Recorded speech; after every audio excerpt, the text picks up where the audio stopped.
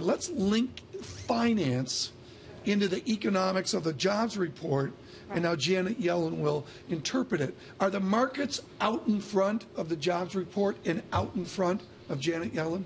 I think this move has not been about the Fed or growth, which is why it's been led by the long end. So the market's still pricing in the first rate hike in October.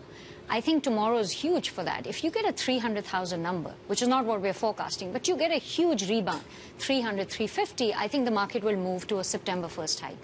Our view is 220, which is right around consensus. I think even 220 is showing that the job momentum is still solid, which allows the Fed to hike September, October this year. Is job momentum and solid job momentum enough, though, Priya? Because, you know, we've seen the consumer just stalling out a little bit. Productivity, you know, we'll get that today, but the PMIs yesterday not so good.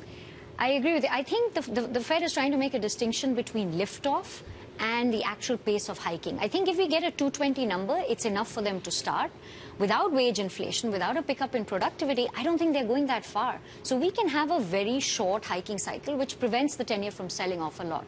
So I think, you know, if you look at average hourly earnings tomorrow, I think that's going to be important. You get a nice solid pickup for the next few months. I think then the Fed can embark on a normal hiking cycle. But the Phillips Curve has been very, very flat. So if the number picks up but the wage gains don't, the Fed will raise perhaps in September, you're saying? Yes, but it might be a very shallow hiking cycle. It might be very slow, and the end point might be very low. That's the first time in 4 years I've heard the Phillips Curve mentioned on set. This great relationship of labor and price change.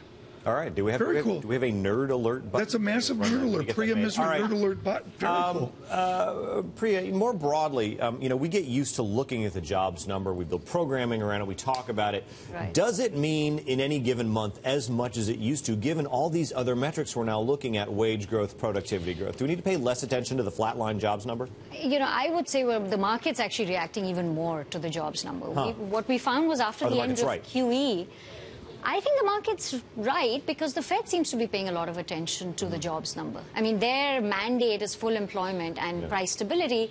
They seem to have a lower threshold for price stability because wage inflation tends to be somewhat of a lagging indicator. But the jobs number is a coincident leading indicator.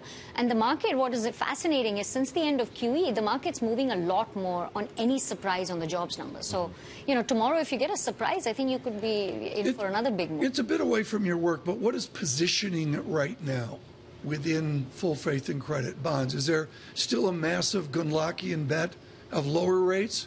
Or is there a massive bet that we go the other way? Where's the street?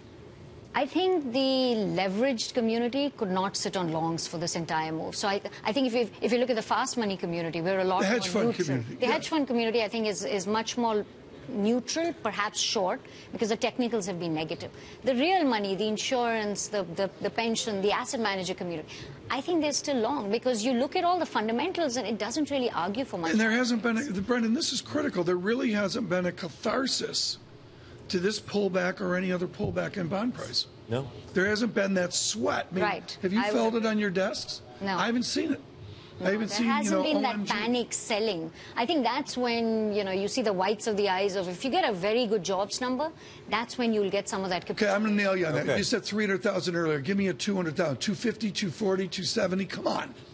270 or higher. Okay, and with understanding this, with respect for the standard here, 270. 270. The comment that Mario Draghi made about front-loading bond buying in Europe, you know, at the beginning of the summer, you know, so that they wouldn't have to do so much at the end, it made a bit of an impact at the time. Is that impact all gone away now? Does it really matter if it's 60 billion, 63 billion, 65?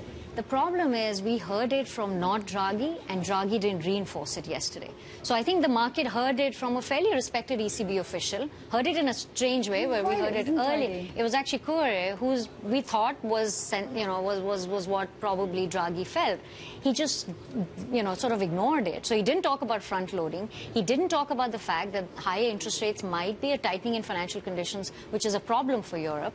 And he actually said that the whole bond sell-off in Europe was technical.